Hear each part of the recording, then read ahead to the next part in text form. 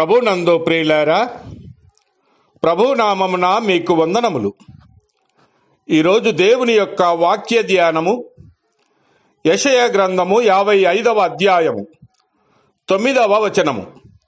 ఆకాశములు భూమికి పైన ఎంత ఎత్తుగా ఉన్నవో, మీ మార్గముల కంటే నా మార్గములు, మీ తలంపుల కంటే నా తలంపులు అంత ఎత్తుగా ఉన్నవి. దేవుడి ఈ మాటలు దీవించి ఆశీర్వదించునుగాక.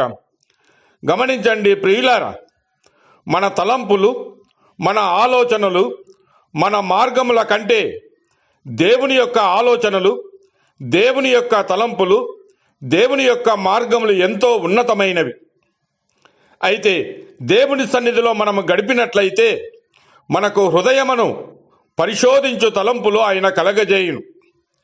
న్యాయాధిపతుల గ్రంథము 5వ అధ్యాయము 15వ వచనములో జనులకు గొప్ప హృదయాలోచనలు కలిగినని వ్రాయబడి ఉన్నది. అనగా దేవుని వాక్యము చదువుచున్నప్పుడు, దేవుని వాక్యము వినుచున్నప్పుడు మనలోనికి లోతైన హృదయ పరిశోధన రావలేను.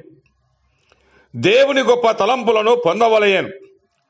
దేవుని సన్నిధిలో మనము కనిపెట్టుచున్నప్పుడు మన స్వార్థమైనటువంటి తలంపులు, నీచమైన తలంపులు, శరీరపు తలంపులు మనము కనుగొనగలం. యెషయా గ్రంథము 55వ అధ్యాయము 7 నుంచి 8 వచనాలు చూస్తే, భక్తిహీనులు తమ మార్గములను విడవవలేను, దుష్టులు తమ తలంపులను మానవలేను.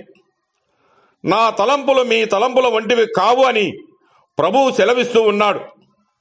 నిజమే ప్రియులారా, మన తలంపులు ఎల్లప్పుడూ మనలను గురించియే యోచుచున్నవి గాని, స్వార్థమునే ప్రేమించుచున్నవి గాని, అవి ఏమాత్రము ప్రయోజనకరమైనవి కావు.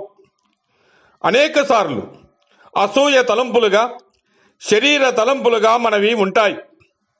ఆదికాండము 6వ అధ్యాయము 5వ వచనములో యెహోవా నరులను చూసి వారి ఊహ అంతయు చెడ్డదని సంతాపపడెను. అవును ప్రియులారా, మన తలంపులన్నీ చెడ్డవే. కానీ దేవుని సన్నిధిలో మన చెడు తలంపుల నుండి మనము బయటపడగలం.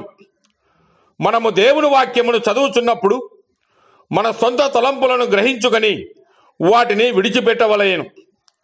దేవుని సన్నిధిలో కనిపెట్టినప్పుడు మన తలంపుల నుండి బయటకు వచ్చి దేవుని గొప్ప తలంపులను పొందడం. ఆయన తలంపులు ఎంతో గొప్పవి, ఎంతో లోతైనవి. జనులు ఆయన సన్నిధిలో కనిపెట్టినప్పుడు గొప్ప తలంపులను పొందిరి. ఆయన తలంపులు ప్రేమ కలిగినవి, దయగలిగినవి, ఇతరులకు మేలు చేయునవి. యిర్మీయా గ్రంథము 29వ అధ్యాయము 11వ వచనములో, నేను మిమ్మల్ని గూర్చి ఉద్దేశించిన సంగతులను నేను ఎరుగుదును, రాబోవు కాలమందు మీకు నిరీక్షణ కలుగునట్లుగా అవి సమాధానకరమైన ఉద్దేశములే కాని హానికరమైనవి కావు. ఇది యెహోవా వాక్ అని సెలవిస్తూ ఉన్నాడు. ఇటువంటి గొప్ప తలంపులు నీకు ఇచ్చును. ప్రతిదినము ఉదయమున నిన్ను నీవు దేవుని తలంపులలో నింపుకొనుచున్నావా? లేక మురికైన నీ చిన్న తలంపులతో నింపబడి నీకు నీవే హాని చేసుకొనుచున్నావా?